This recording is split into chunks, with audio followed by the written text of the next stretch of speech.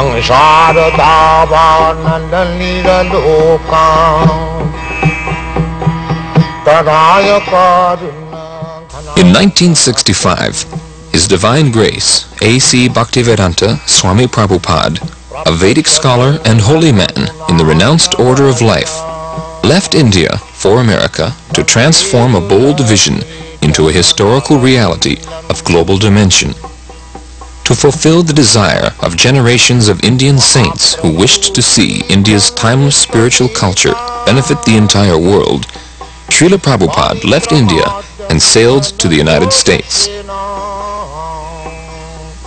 When he arrived by freighter, he was practically penniless, but after nearly a year of struggle, he established the International Society for Krishna Consciousness in July of 1966. In the years that followed, the society grew rapidly, and Hare Krishna became familiar to millions of people. Srila Prabhupada became the focal point for the public's interest in the Hare Krishna movement, but he was never too busy to carefully answer any question. And, with each and every encounter, he would open the doors to the ancient philosophical and spiritual knowledge of India.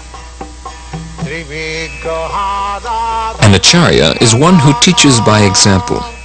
By his personal example, Srila Prabhupada demonstrated that the soul, the self, is naturally eternal, full of knowledge, and full of transcendental bliss. When a living being is awakened to his original constitutional position of Krishna consciousness, he becomes filled with sublime, exalted spiritual emotions that have no material counterpart. As a great self-realized and God-conscious saint, Srila Prabhupada often exhibited the spiritual happiness that Krishna describes in the Bhagavad-gita. That sacred and ancient fountainhead of wisdom has this to say about the final state of human perfection. In that joyous state, one is situated in boundless transcendental happiness and enjoys himself through transcendental senses. Established thus, one never departs from the truth, and upon gaining this, he knows there is no greater gain. Welcome. Thank you. You founded the Hare Krishna movement some 7 years ago in 1967, did you not? Yes. In a capsule, what is the movement?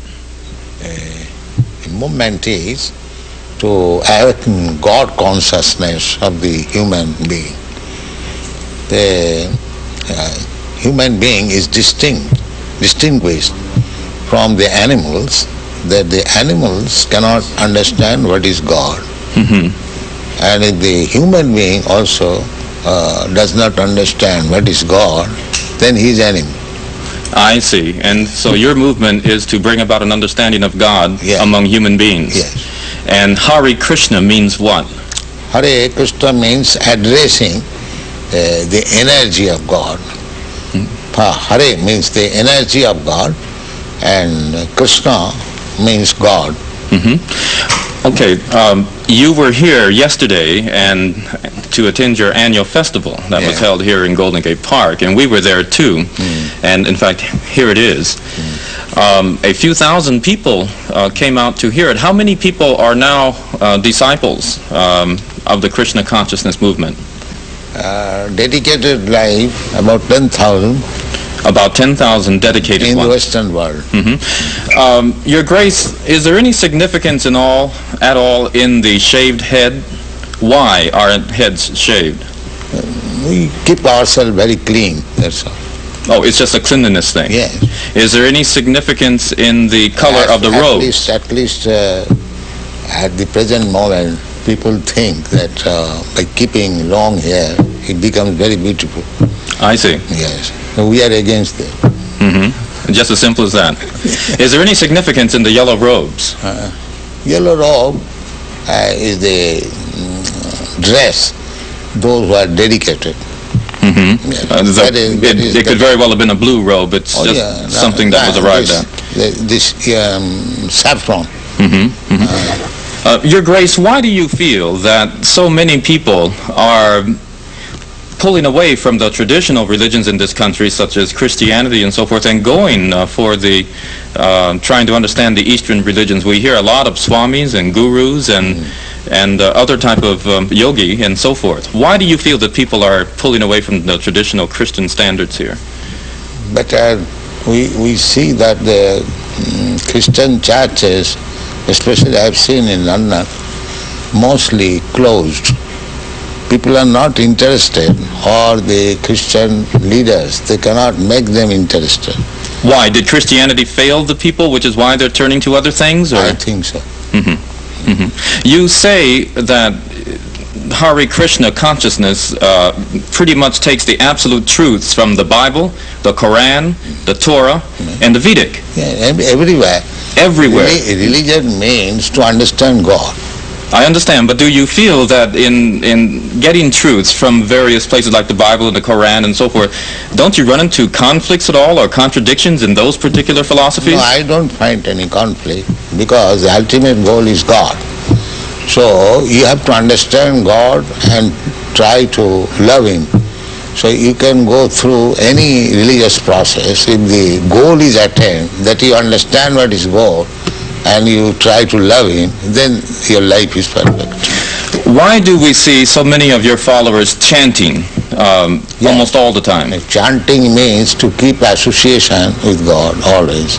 So you have to audibly chant Hare Krishna? Yes. This is transcendental vibration. Just like a radio message, if you keep contact with the radio message, then you know everything what is going on outside.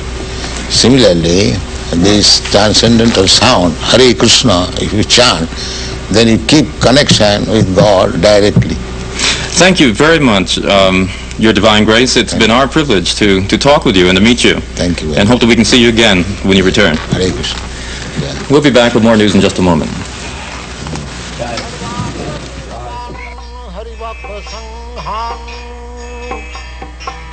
Daiva tripting bhajata sadaiva. Daiva tripting bhajata sadaiva. Bandhe gurasi charanarabindam. Bandhe gurasi charanarabindam. Very much happy because these American royals are helping. It is due to their cooperation the movement is spread all over the world. Where will you go from here? In America? What is the date I entered? In Hawaii? She's asking where you will go after Dallas.